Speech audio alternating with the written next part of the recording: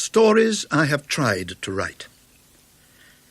I have neither much experience nor much perseverance in the writing of stories. I'm thinking exclusively of ghost stories, for I never cared to try any other kind.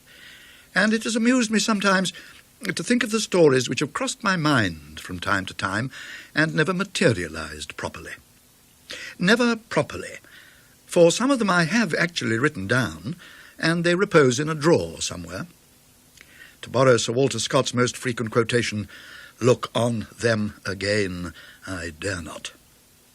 They were not good enough. Yet some of them had ideas in them which refused to blossom in the surroundings I had devised for them, but perhaps came up in other forms in stories that did get as far as print.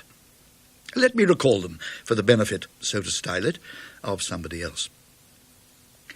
There was the story of a man travelling in a train in France. Facing him sat a typical Frenchwoman of mature years, with the usual moustache and a very confirmed countenance. He had nothing to read but an antiquated novel he had bought for its binding. Madame de Liechtenstein, it was called. Tired of looking out of the window and studying his vis-à-vis, he began drowsily turning the pages and paused at a conversation between two of the characters. They were discussing an acquaintance, a woman who lived in a largish house at Marcilly-le-Air.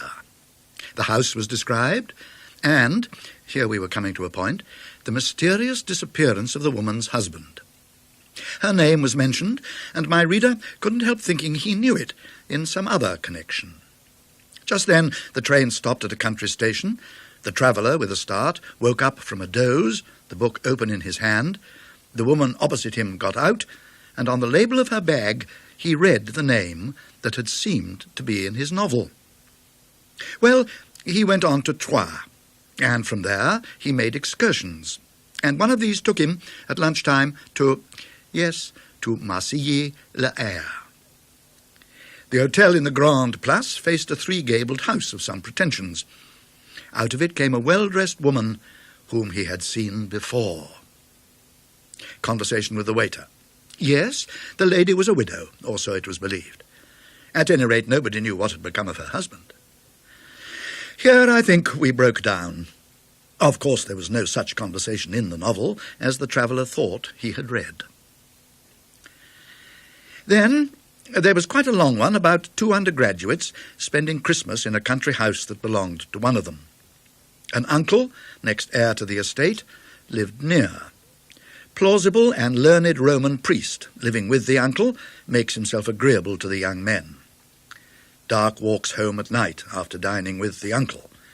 Curious disturbances as they pass through the shrubberies. Strange, shapeless tracks in the snow round the house, observed in the morning. Efforts to lure away the companion and isolate the proprietor and get him to come out after dark. Ultimate defeat and death of the priest, upon whom the familiar, balked of another victim, turns.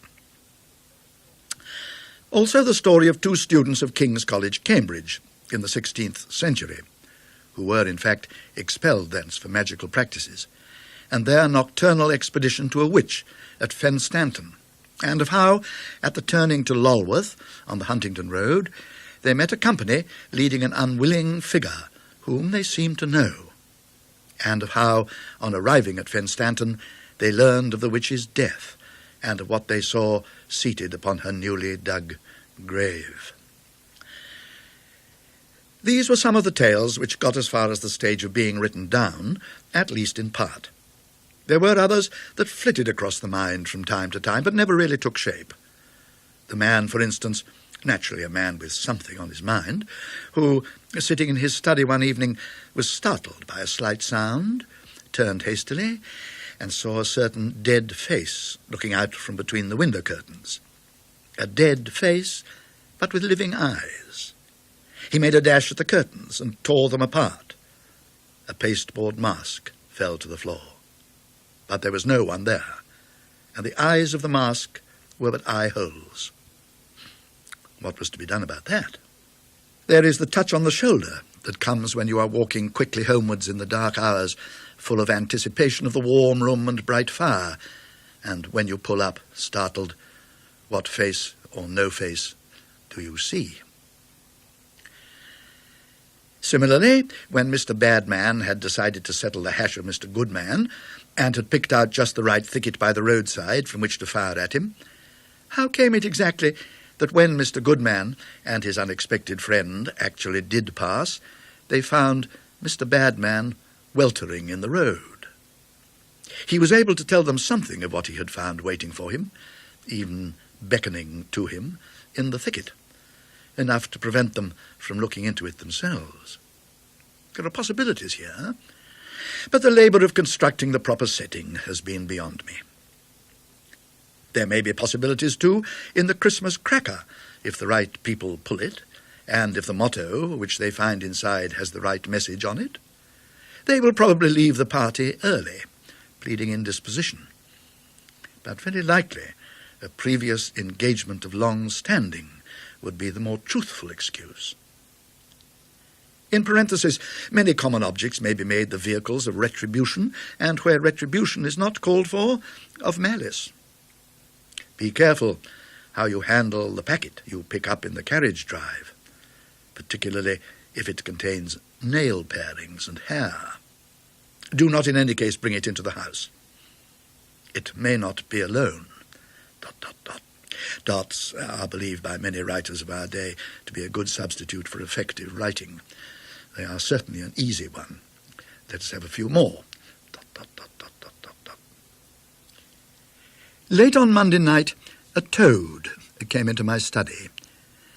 And, though nothing has so far seemed to link itself with this appearance, I feel that it may not be quite prudent to brood over topics which may open the interior eye to the presence of more formidable visitants. Enough said.